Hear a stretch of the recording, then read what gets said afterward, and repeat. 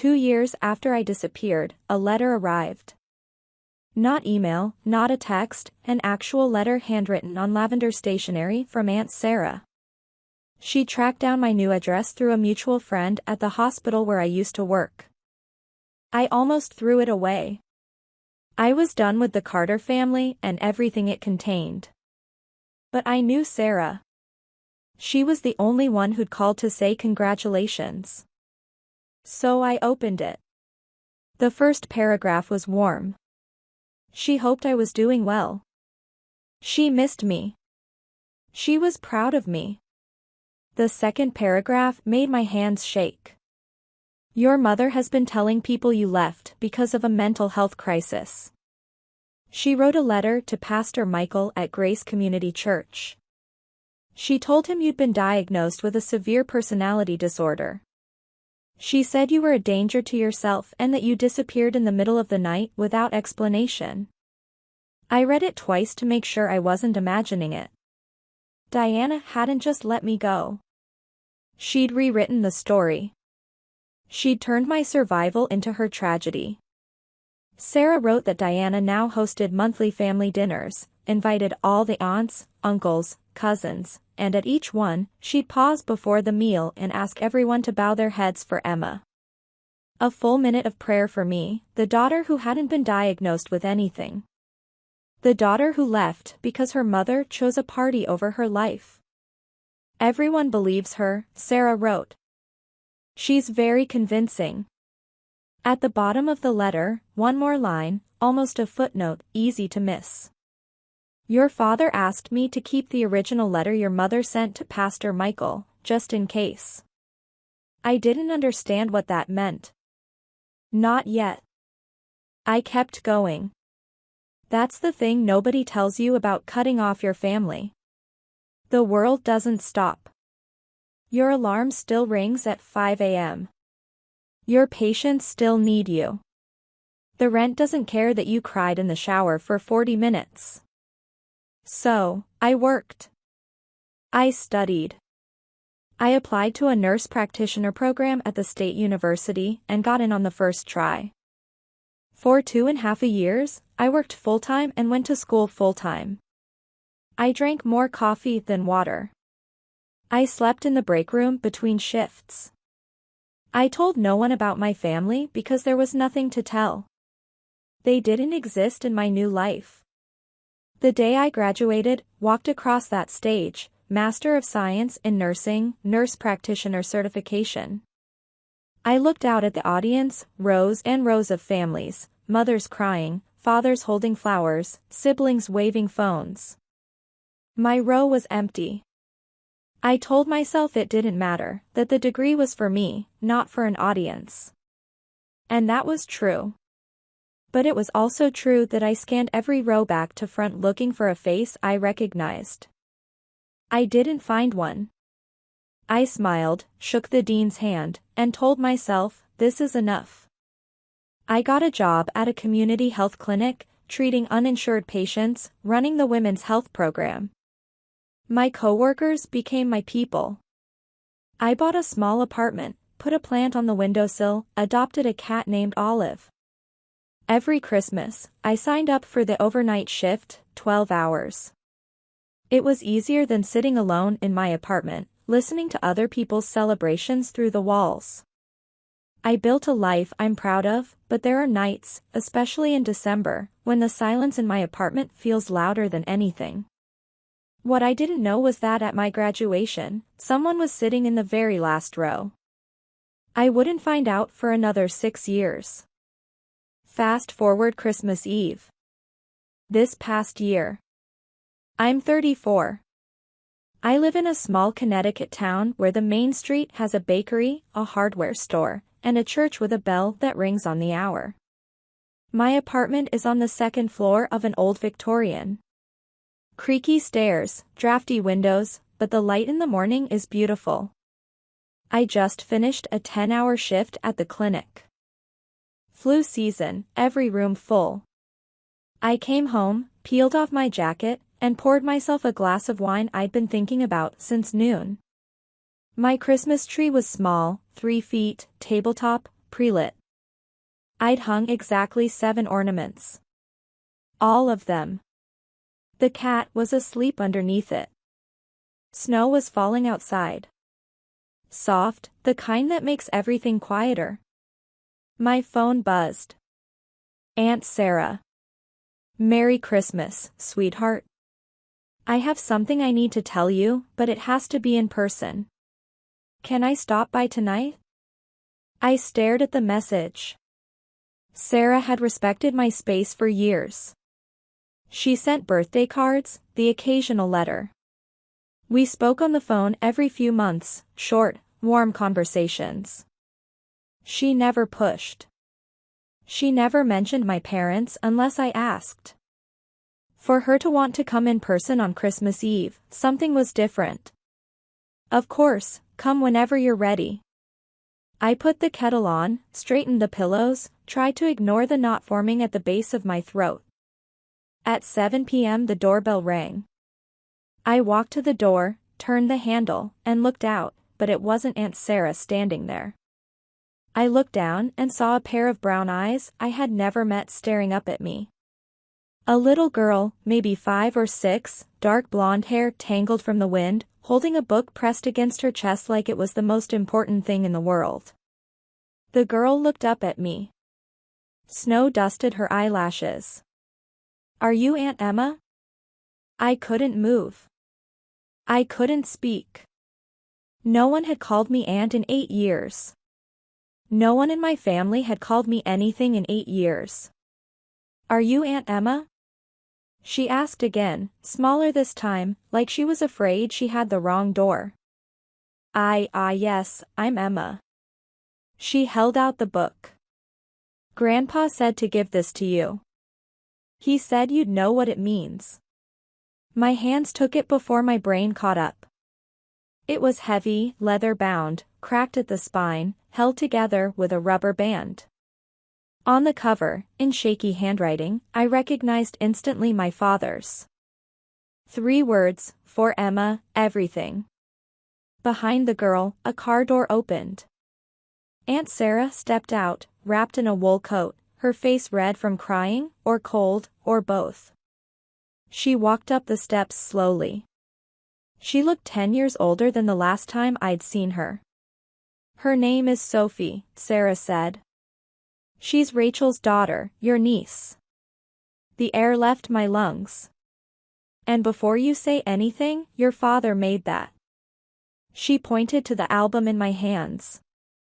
All of it. Every page. He asked me to bring her tonight because Sarah's voice broke. She pressed her fist to her mouth, steadied herself. He's not well, Emma.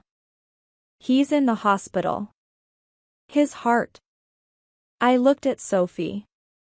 She had Rachel's chin, Rachel's small ears, but her smile, shy, a little crooked, waiting for permission. That was Thomas's smile, my father's smile, standing on my doorstep on Christmas Eve. Come inside, I said. Both of you, come inside. I sat on the floor, the album on my lap, and opened the first page. The first photograph was blurry, taken from too far away, slightly crooked, the kind of picture someone takes when they don't want to be seen taking it. A graduation stage, navy and gold banners, a woman in a cap and gown shaking a hand at a podium. Me, my NP graduation 2 years ago. I looked closer. The photo was taken from the back of the auditorium, the very last row. I could see the curve of empty seats around whoever was holding the camera. My father had been there. I turned the page. A photo of me standing outside the clinic, laughing with my coworker, Maria, coffee in hand, taken from across the street through a car window. I think there was a faint reflection in the corner. Next page, a bank transfer receipt, $200 sent monthly for 48 months from the account of Sarah Carter. But in pencil in my father's hand a note in the margin, from Dad. My throat closed. Those payments. I'd received them through a financial aid office. I thought they were part of a loan repayment assistance program for rural healthcare workers. I'd even written a thank you letter to the program administrator. That money, every single dollar, came from my father. I turned another page. Christmas cards, 5 of them, one for each year, handwritten, unsigned, unmailed. Every single one began the same way. Dear Emma, I'm sorry I'm not brave enough to send this. The last photo in that section, me outside the mobile clinic van handing a flu shot to an elderly woman. And in the far background, barely visible, standing near a parked truck in a winter coat, a man alone, watching, my father. I closed the album, put my hand over my mouth, and broke. Sarah sat across from me on the floor. Sophie had fallen asleep on the couch, curled around a throw pillow like a question mark. Why, I said. My voice didn't sound like mine. Why didn't he just call me? Sarah looked at her hands. Your mother controls everything. The bank accounts, the car, the house title. He could have called. She checks his phone every night. Every message. He could have left. She told him if he contacted you, she'd make sure Rachel cut off access to Sophie. He lives for that little girl, Emma.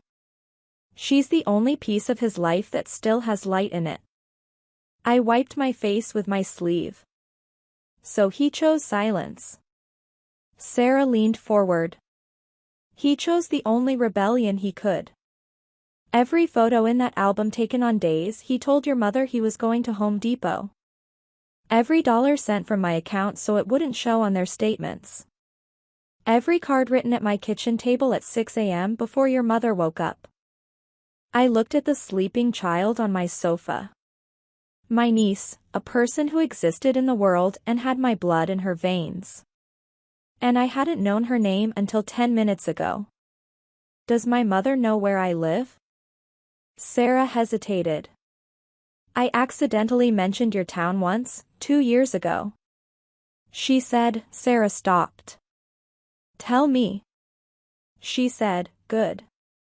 Let her rot in that little town. At least she's not here embarrassing us. The words landed exactly where they were meant to, but they didn't break me. Not anymore.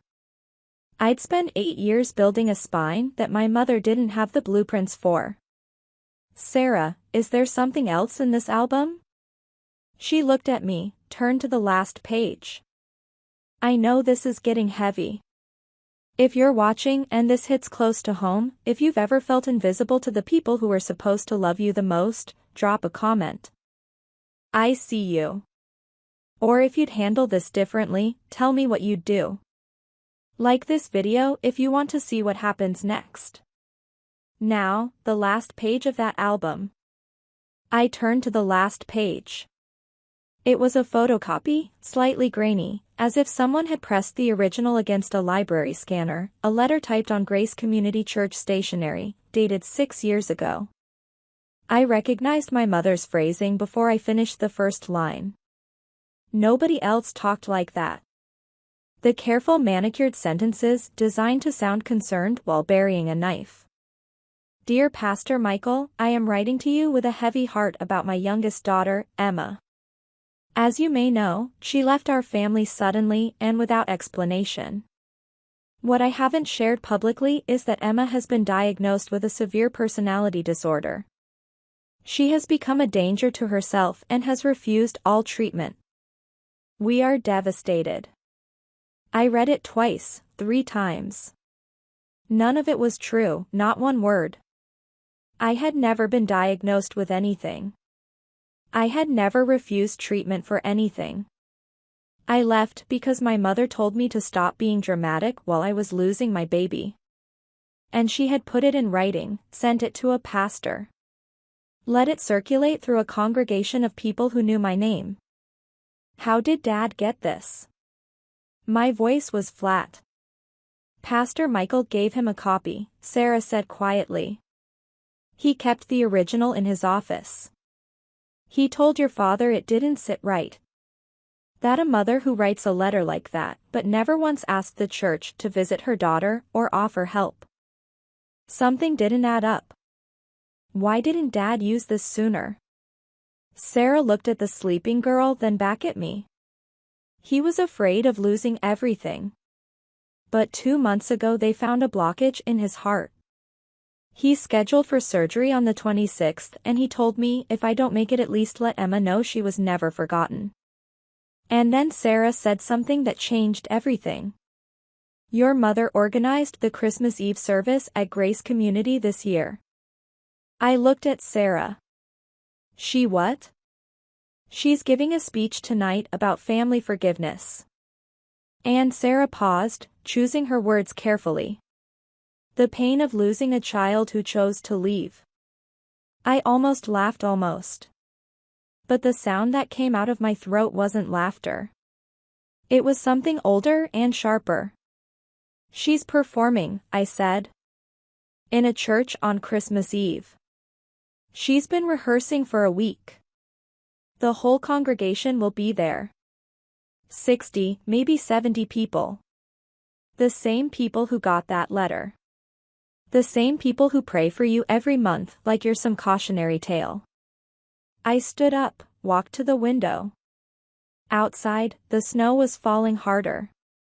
The street lamp threw a cone of yellow light across the sidewalk. Somewhere down the block, I could hear carolers. I looked at Sophie on the sofa, at the album on the floor, open to the page with the Christmas cards my father had written and never sent. At the photo of him standing alone in the snow outside my clinic, watching me through a window like a man visiting a grave. I'm not going there to fight her, I said. Sarah nodded. No one's asking you to fight. Then what are you asking? She stood, walked over to me, put her hand on my shoulder gently, the way you touch someone who might shatter. If you don't go, her version of the story is the only one that survives. And your father lying in that hospital bed, he'll know he spent 8 years building that album for nothing. I looked at the album again. Then I looked at my phone. Then I did something I hadn't done in 8 years. The phone rang twice before he answered. Grace Community Church, this is Pastor Michael. Pastor Michael, this is Emma Carter. A long pause, not uncomfortable, more like the pause of a man who'd been waiting for a phone call he wasn't sure would ever come. Emma, his voice softened. I've been hoping to hear from you. You have? I've been waiting for this call for 6 years, if I'm being honest. I kept that letter your mother sent because it didn't sit right with me. A mother who writes that about her daughter, but never once asks me to visit you. Never asks the church to reach out. Never provides a doctor's name or a treatment center. She just wanted people to know her version. My chest tightened, not from pain, from something that felt dangerously close to being believed. I'm not asking you to take sides, Pastor. I'm not taking sides. I'm standing with the truth. There's a difference. I pressed my forehead against the cold window glass. Can I come to the service tonight? You're always welcome in God's house, Emma. You always have been. I didn't lay out a strategy. I didn't plan an ambush. I want you to understand that clearly. I wasn't going to that church to humiliate my mother or create a spectacle. I was going because for 8 years, a woman had stood at a podium in front of people I grew up with and told them I was broken. And I was going to walk in whole, standing, breathing, and let my presence be the answer. Sarah would take Sophie home. She didn't want the child there for what might happen. I agreed. I would go alone. I pulled on my coat, the same navy pea coat I'd worn to work that morning, still smelling like antiseptic and coffee, and drove to Grace Community Church. The parking lot was full. I sat in my car for 3 minutes, engine off, watching people file through the front doors of Grace Community. Families in Christmas sweaters, children carrying candles, an older couple holding hands, normal people living normal lives, unaware that the woman who organized this evening had spent 6 years lying to all of them about her own daughter. I got out. The air hit my face, sharp, clean, below freezing. My scrubs were still under my coat. I hadn't had time to change. I looked like what I was, a woman who'd just come from work. I walked in through the side entrance. The sanctuary was warm. Candles lined every windowsill. A small orchestra was playing "O Holy Night" near the altar. The pews were packed. 60, maybe 70 people, just like Sarah had said. I found a seat in the last row, the very last pew against the back wall, the same row my father had sat in at my graduation. I kept my head down, folded my hands, tried to breathe. Up front in the first pew, there she was, my mother. Diana Carter, 62 years old, silver blonde hair, freshly styled, wearing a red silk blouse that probably cost more than my electric bill. She was laughing with the woman next to her, touching her arm the way she always did when she wanted someone to feel special. Beside her, Rachel, 38, blonde, rigid posture, checking her phone. And next to Rachel, a man I didn't recognize, tall, dark hair, jaw tight, Marcus, Rachel's husband. He sat very still, staring at the program in his hands like he was reading something in a language he didn't speak. Then Rachel looked up, turned her head toward the back of the church, and our eyes met. The color drained from her face. Rachel grabbed Marcus's arm. I saw her whisper something. He didn't react. She whispered again more urgently. He still didn't turn around. Then the music faded and Pastor Michael stepped to the podium. Before we continue with our program, he said, I'd like to invite Diana Carter to share a few words. Diana has been a pillar of this congregation for many years, and she's prepared something special for us tonight. Applause. Warm, genuine, trusting applause from people who brought casseroles to Diana's house and believed every word she'd ever told them. My mother stood, smoothed her blouse, walked to the podium with the practiced grace of a woman who had rehearsed this in front of a mirror. Thank you, Pastor. She smiled, that wide, trembling smile she used when she wanted people to see courage through pain. Christmas is about family, about forgiveness, about never giving up on the people you love. She paused, looked out at the audience. Her eyes glistened. Some of you know that my youngest daughter has been away for many years. Her voice cracked, perfectly timed. Not a day goes by that I don't pray for her to come home. She pressed her hand to her chest. I left the door open. I never stopped reaching out, but sometimes, she pressed her hand to her chest. Sometimes the people we love choose to walk away, and all we can do is wait. A woman in the third row wiped her eyes. An older man shook his head sympathetically. Someone murmured, We're praying with you, Diana. I sat in the back row and listened to my mother describe a world that didn't exist. A world where she had reached out, where she had left the door open, where she had done anything at all except hang up the phone while her daughter bled. My hand tightened around the strap of my bag. Rachel stared at the floor. Diana finished to applause. She dabbed her eyes with a tissue. She'd brought one tucked into her sleeve pre-folded. Even the tears were staged. She stepped down from the podium and Pastor Michael thanked her. People reached out to touch her arm as she walked back to her seat. She accepted each one like communion. Then she turned toward the back of the church. Maybe she felt it. Maybe someone's gaze had shifted.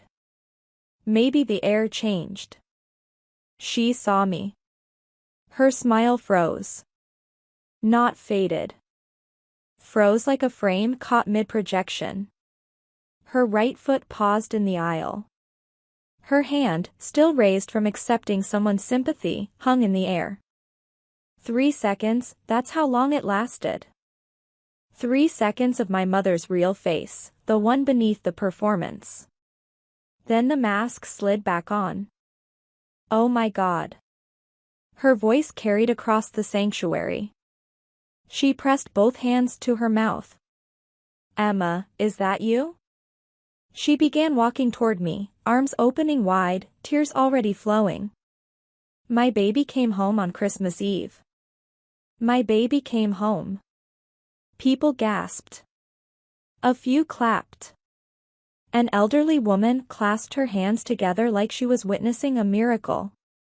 Diana moved down the aisle with her arms wide open, sobbing, performing the reunion she'd rehearsed for an audience she'd already primed. I stood up. I didn't step forward. I didn't step back. Hello, Mom. She reached me, wrapped her arms around me, pulled me tight. I didn't hug her back. My arms stayed at my sides. She pressed her mouth to my ear, her voice dropping to a whisper that no one else could hear. Every ounce of warmth vanished. Don't you dare make a scene. Smile now. She said it like a command. The same voice she'd used my entire life. But this time, I didn't obey. I stepped back. One step, just enough to break her grip. I didn't come here for a reunion, Mom. My voice wasn't loud. It wasn't angry. It was the voice I use when I'm telling a patient something they don't want to hear. Steady, clear, kind enough to be decent, firm enough to be unmistakable. Diana's eyes flickered. She glanced sideways at the congregation, calculated, then smiled wider. Emma, sweetheart, we can talk about this at home, not here. You chose here to tell your story. I think here is fair. Someone in the third row shifted in their seat. The murmuring started, low, uncertain, like the first drops of rain before a storm you're not sure is coming. Diana turned toward Rachel. A quick, sharp look, the kind that said, handle this. Rachel stood. Walked toward us with the careful posture of a woman who'd learned from the master. Emma, this isn't the time or place. Mom has been devastated. Has she? I said. Or has she been rehearsing? Rachel blinked, opened her mouth, closed it.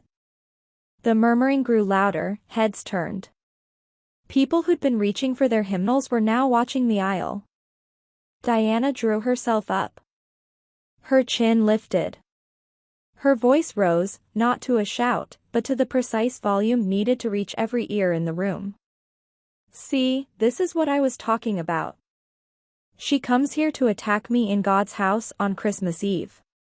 She looked at the congregation, palms open, eyes wide. The wronged mother, the eternal victim.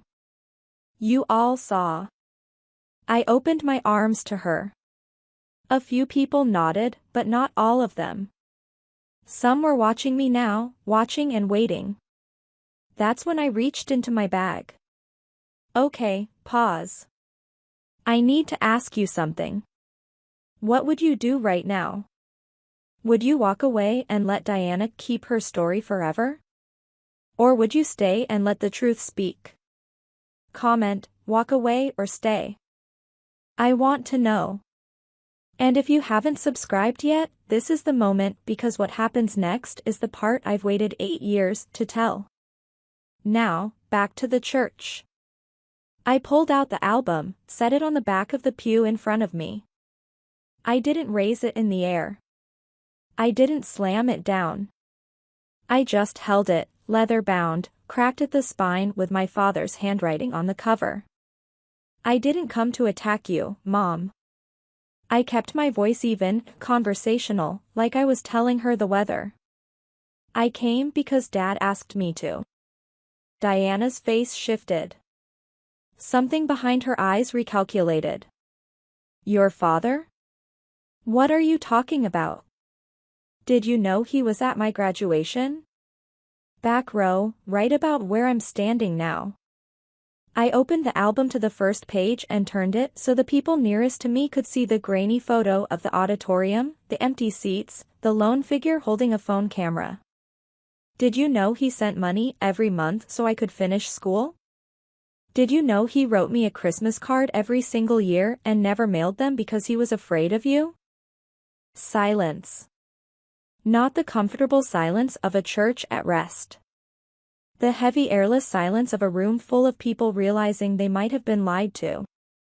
That's ridiculous, Diana said. Her voice was still controlled, but her jaw was tight. Your father agrees with me completely. He always has. Dad is in the hospital right now. Heart surgery on the 26th. I closed the album gently. He made this album, every photo, every receipt, every unsent card. Because he didn't know if he'd get another chance to tell me the truth. A murmur rippled through the pews. The woman who had wiped her tears during Diana's speech was now staring at my mother with an entirely different expression. Nobody was clapping anymore. I opened the album to the last page, held it steady. This is a letter you wrote, Mom, 6 years ago to Pastor Michael. Diana went pale, not pink, not flushed, white. The kind of white that starts at the lips and spreads outward. I read it aloud. I didn't shout. I read it the way I read lab results to patients. Clearly, without drama, because the facts don't need volume. You told Pastor Michael I'd been diagnosed with a severe personality disorder. You said I was a danger to myself. You said I left in the middle of the night without explanation.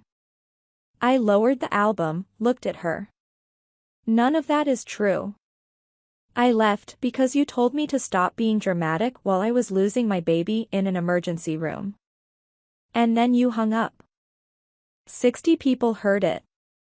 The gasp was not dramatic. It was small and scattered. The sound of a dozen people inhaling at once, a sound like wind catching a door. An older woman in the fourth row pressed her hand to her mouth. A man near the aisle shook his head slowly. Pastor Michael stood. He didn't rush. He walked to the center of the aisle with the measured calm of a man who had been carrying a weight for 6 years and was finally allowed to set it down. I can confirm I received that letter, he said. I kept the original because something about it didn't feel right to me. I have it in my office. Diana spun toward him. Michael, how dare you? I'm not taking anyone's side, Diana. I'm confirming a fact. Rachel shot to her feet. Emma, you're being manipulative. Mom was just trying to protect our family. And then a voice no one expected spoke from the first row. Rachel, sit down. Every head turned. Marcus stood slowly. He was tall. And in that small church, he seemed to take up the entire aisle. His hands were at his sides. His voice was steady, but there was a tremor in it. The kind that comes not from weakness, but from a man saying something he's held inside for too long. I need to say something I've known for 2 years. Rachel's face collapsed. Marcus, don't. He didn't look at her. He looked at me. Rachel told me during an argument, she said she heard your phone call that night, the night you were in the She heard you ask your mother to come. He paused, swallowed. And she told Diana not to go. She said, don't go. The guests are about to arrive. The church went so quiet, I could hear the candles hissing on their wicks. I have a daughter, Marcus continued. Sophie. She's 6 years old and I think about what kind of world I'm teaching her to live in if I keep this quiet. Rachel grabbed his arm. Marcus, shut up. No. Diana stepped forward, her voice cracking open now, the mask fully slipping. This is slander. You're all attacking me. Mom, I said it the way you'd say it to stop a child from running into traffic. Not angry, just clear. I didn't come here to attack you. I came here because for 8 years you told everyone I was broken. I paused, let the silence hold. I'm standing here in front of everyone so they can see for themselves that I'm not. No one spoke. Not Diana, not Rachel, not a single person in that church. My mother's lip trembled and I watched her reach for the only weapon she had left. Then my mother did the one thing I never expected. She didn't apologize. She didn't cry. She didn't fall to her knees or beg for forgiveness. That would have required her to admit she was wrong. And Diana Carter, in 62 years of living, had never once admitted she was wrong. Instead, she turned to the congregation slowly, deliberately, and she said, "You're all going to believe her." Her voice was ice. After everything I've done for this church. I organized the bake sales. I ran the Christmas drive. I was here every single Sunday while she jabbed a finger in my direction without looking at me, was off doing God knows what in some town nobody's heard of. Nobody responded. Fine. She straightened her blouse, lifted her chin. Fine, if that's how it is. She turned to the first pew. Rachel, we're leaving. Rachel didn't move. For the first time in 38 years, Rachel Carter Caldwell did not stand when her mother told her to stand. She sat with her hands in her lap and her eyes on the floor, and she didn't move. Diana looked around the room at the faces she'd cultivated for years, the women she'd organized potlucks with, the men she'd sat beside at fundraisers. Not a single one of them stood to leave with her. She walked up the aisle alone, her heels clicked against the stone floor. At the door, she stopped, turned, looked at me one last time. You always were ungrateful. Merry Christmas, Mom, I said. She pushed through the heavy wooden door. A gust of December air rushed in, cold and sharp and clean. Snow swirled across the threshold, and then the door closed behind her, and she was gone. The candles on the windowsills flickered from the draft, then steadied, then burned still. For a moment, nobody moved. Then Pastor Michael walked to me, not quickly, with the unhurried warmth of a man who'd been a shepherd for 30 years and knew that sometimes the most important thing is simply showing up. Welcome home, Emma, he said, and he shook my hand. Behind him, a woman stood from the fifth pew. Ruth Adler, 81 years old. I remembered her from childhood. She used to bring lemon bars to every church picnic and call all the kids sugar. She walked straight to me and put her arms around my shoulders. I'm so sorry, honey. We believed her. We shouldn't have. I hugged her back. You believed what you were told. That's not your fault. Others followed one by one. Not everyone. Some stayed in their seats, uncertain, caught between the story they'd believed for years and the one standing in front of them. I didn't blame them. Belief is a heavy thing to rearrange in a single evening.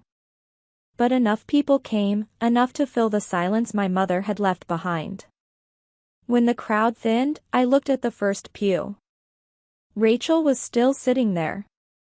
Marcus was beside her, not touching her, not comforting her, just sitting. I walked over, stood in front of my sister. She looked up. Her mascara had run. She looked smaller than I remembered. I'm not going to pretend I'm okay with what you did, I said. But I'm not going to hate you either. Not tonight. Rachel opened her mouth. Her chin wrinkled. Her voice came out like something squeezed through a crack. I'm sorry. Saying it is the easy part, I told her. Then I turned and walked to the side exit of the church into the cold toward my car. I had somewhere to be.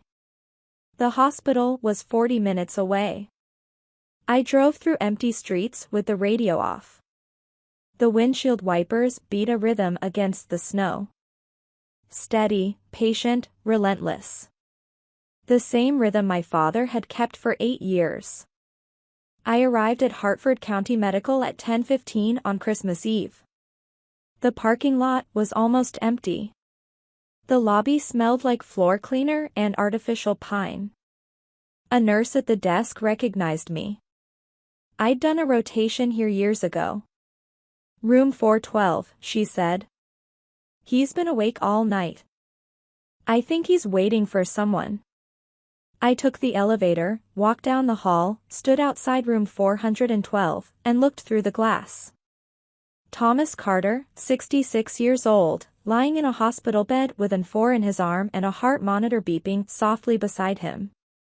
His hair was thinner than I remembered. His face was gray, but his eyes, open, alert, fixed on the door. Those were the same eyes that had looked at me across dinner tables for 26 years, trying to apologize without words. I pushed the door open, stepped inside. We looked at each other. For the first time in 8 years, my father and I were in the same room. No distance, no camera zoom, no rubber-banded album between us. I set the album on the edge of his bed.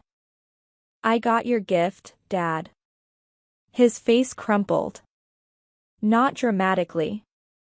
Slowly, the way a dam breaks when the water has been pressing against it for so long that it doesn't explode. It just gives way. I should have been braver, Emma. Every single day. I should have been braver. I took his hand. It was thin and warm. "You were there," I said. "In every back row, in every envelope, you were there." He cried. I'd never seen my father cry before, not once in my whole life. "I'm not ready to forgive everything," I told him. "But I'm here and I'm not leaving." "That's enough," he said. "That's more than enough." Ticks. Somewhere down the hall, a nurse was humming Silent Night. Eventually, Thomas spoke again quietly, like a man sharing a secret he'd been rehearsing for months. "I need to tell you something else." I squeezed his hand. "Okay." 6 months ago, I contacted a lawyer through Sarah. "Your mother doesn't know." I waited. "I filed for legal separation last month. My half of our assets, the savings, my pension, the investments. I've set up a trust for you and for Sophie." I stared at him. "Dad, it's not about the money. It's about her not being able to hold it over anyone anymore. Not me, not Sarah, not that little girl." He looked at the ceiling. "Your Aunt Sarah is my power of attorney if anything happens during the surgery. She'll handle everything." I didn't know what to say. This quiet man, this man who had spent 40 years nodding silently at the dinner table while his wife controlled the thermostat, the budget, the guest list, the narrative, had spent 6 months dismantling the cage from the inside. "Dad, that's huge." He almost smiled. "It's 8 years overdue." I didn't celebrate. This wasn't a victory. It was a 66-year-old man lying in a hospital bed the night before heart surgery, finally choosing to stop being afraid. There was grief in it. There was loss in it. There was the wreckage of a 40-year marriage that had been held together not by love, but by control. "That's not revenge, Dad," I said softly. "That's just finally." He nodded, closed his eyes. His grip on my hand loosened, not letting go, just resting. I stayed until he fell asleep. The week after Christmas, things moved quickly. I don't say this with satisfaction. I'm telling you what happened because you deserve to know that actions have consequences. Even when you've spent decades believing you're immune to them. The church board met on December 28. Ruth Adler, the same woman who had hugged me in the aisle, sat on that board. So did 3 other people who had been in the sanctuary on Christmas Eve. They didn't vote to expel Diana. They didn't ban her. They simply, quietly, and unanimously asked her to step back from her organizational responsibilities for the foreseeable future. Ruth told Sarah, "We think it's best for everyone." Diana called every aunt, uncle, and cousin in the Carter family. She had a new script ready. Emma ambushed me in front of the whole church. She planned it to humiliate me. But this time, the script didn't land the way it used to. Sarah had already sent photos of the album pages to the extended family. Thomas's handwritten cards, the bank receipts, the photocopy of the letter. For the first time in 8 years, Diana's version of the story had competition. Not everyone believed me. I want to be honest about that. Some family members still sided with Diana. Habit is a powerful thing, but enough of them called Sarah with the same question. Is this true? Did she really write that letter? The answer was always the same. Yes. And the original is in a pastor's office. Marcus texted me on New Year's Day. Short, direct. Give her time, but I want Sophie to know her aunt. I read it twice, then typed back. I'd like that. Diana was alone in the house on Maple Drive. No one locked her out. No one needed to. The doors were open. The rooms were just empty. December 26, 6:30 a.m. I sat in the surgical waiting room at Hartford County Medical with a paper cup of coffee I hadn't touched. Sarah sat beside me knitting something. A scarf, I think, the needles clicking softly. She always needed her hands busy when she was afraid. I was wearing my scrubs, not because I was working, but because they were the only clothes that felt right.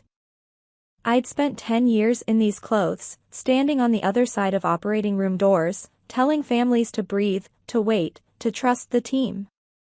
Now I was the family. Now I was the one being told to breathe. The surgery was scheduled for 4 hours. Coronary artery bypass. The surgeon, Dr. Reeves, had explained the risks the night before, and I had nodded along, understanding every clinical word and feeling none of the clinical calm. Hour 1, Sarah knitted. Hour 2, I paced. Hour 3. I sat down and stared at the scuff marks on the floor and thought about all the years I had missed. Birthday dinners I was never invited to. Sunday phone calls that never came. A father who drove 4 hours to sit in the back row of an auditorium and then drove 4 hours home without saying a word. Hour 3 and 47 minutes. Dr. Reeves walked through the double doors, mask around his chin. Surgery went well. He's strong. He'll be in recovery within the hour.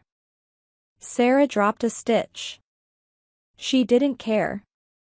She grabbed my arm and laughed the way people laugh when they've been holding their breath for too long. I cried. And for the first time in 8 years, I didn't cry alone. When Thomas opened his eyes in recovery, I was there sitting in the chair by the window, the chair that had been empty the last time I woke up from surgery. He saw me, smiled. "You're still here." "I'm still here, Dad." 1 week later, I drove to Aunt Sarah's house to pick up a casserole she'd made for Thomas's homecoming. That's what she told me anyway. I think she just wanted me in the same room as Sophie again. The girl was sitting at Sarah's kitchen table coloring. She looked up when I walked in and her whole face changed. Not excitement exactly, but recognition like she'd been waiting. "Hi, Aunt Emma." "Hi, Sophie." She went back to coloring. I sat across from her and watched her work, tongue between her teeth, crayon gripped tight, completely absorbed. After a few minutes, she folded her paper in half, pressed the crease with her palm, and slid it across the table to me. I opened it. Two figures drawn in crayon. One tall, one small, holding hands. The tall one had brown hair and a blue jacket. My pea coat, I realized. The small one had yellow hair and a red bow. Underneath in the careful, oversized letters of a child learning to write, Aunt Emma plus me. My throat closed. Sophie, did Grandpa tell you about me? She nodded. Matter of fact, like it was the most obvious thing in the world. Grandpa shows me your picture every night before bed. He says you're the bravest person he knows. I looked at the drawing. Then I looked at Sarah, who was standing in the doorway wiping her eyes with a dish towel. 8 years. I'd spent 8 years believing I'd been erased. That I existed nowhere in my family's memory. That I'd been written out of the story so completely that no one even remembered there was a story to tell. But in a 6-year-old girl's bedroom, a girl I'd never met, there was a picture of me on the wall. I was never truly alone. I just didn't know it yet. People ask me that question. You know the one. Every time I tell this story, someone asks, did you forgive your mother? Here's my answer, and I need you to sit with it because it's not the neat ribbon-tied ending people want. Forgiveness isn't a gift you give someone who hurt you. It's a decision you make so the hurt stops living rent-free in your chest. And I'm not there yet. I might never be. And that is okay. I haven't spoken to Diana since Christmas Eve. She hasn't called. She hasn't written. She hasn't shown up at my door with an apology or a casserole or a Bible verse about prodigal daughters. The silence between us used to feel like a wound. Now it feels like a wall I built on purpose. And I'm not tearing it down until someone gives me a reason to. With Rachel, I'm open, but open has conditions. I told Sarah to pass along a message. I'll talk to your niece when she's ready to be honest. Not before. I don't need her apology. I need her to change. No response yet. Maybe there won't be. Maybe there will be. I can live with either. With my father, we're building slowly. One phone call a week, one visit a month. He comes to my apartment and I make him soup and he sits on my couch and watches me work on patient charts and doesn't say much. Sometimes he falls asleep. Sometimes we talk. It's not perfect. It's not fixed, but it's real. And real is more than I've had in a very long time. I decided something that night in the church, something I carry with me every single day now. Blood doesn't override behavior. I decide who gets access to my life. I decide who earns the chair at my table and I set it for myself first. This Christmas was different. I didn't sign up for the overnight shift. For the first time in 8 years, I wasn't at the clinic on December 25th. I was home. My apartment still has the creaky stairs and the drafty windows. But the table, the small kitchen table where I used to eat cereal alone at 7 a.m. had 3 extra chairs pulled up to it. Thomas sat on the couch. He's thinner now and slower, but his color is good. And his doctor says the bypass is holding. He was helping Sophie hang a paper snowflake on the tree, my tree, which this year was 5 foot tall and had more ornaments than branches. Sarah was in the kitchen doing what Sarah always does, feeding people. The whole apartment smelled like garlic and rosemary and something chocolate cooling on the counter. Marcus had brought Sophie that morning. He and Rachel are separated now. That's not my story to tell, and I won't pretend to know all the reasons. But he stood in my doorway, handed me a bag of Sophie's things, and said, "Thank you for letting her be here." I said, "Thank you for bringing her." Rachel sent a card, 2 words inside. "I'm sorry." I don't know if that's a beginning or an ending. I don't know if she means it the way it needs to be meant, but I put the card on my windowsill next to a photo of my father at my graduation, printed from the album, framed in a $5 frame from the pharmacy. Sophie sat on the floor drawing. She draws constantly now. Every picture has two people holding hands. I looked around the room, small, warm, imperfect, full.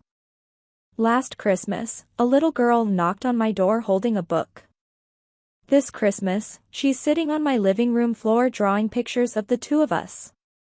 Some stories don't have neat endings, but this one has a beginning. And that's enough. If you're still here, and I hope you are, I want to say something directly to you. Not as a character in a story, as a person.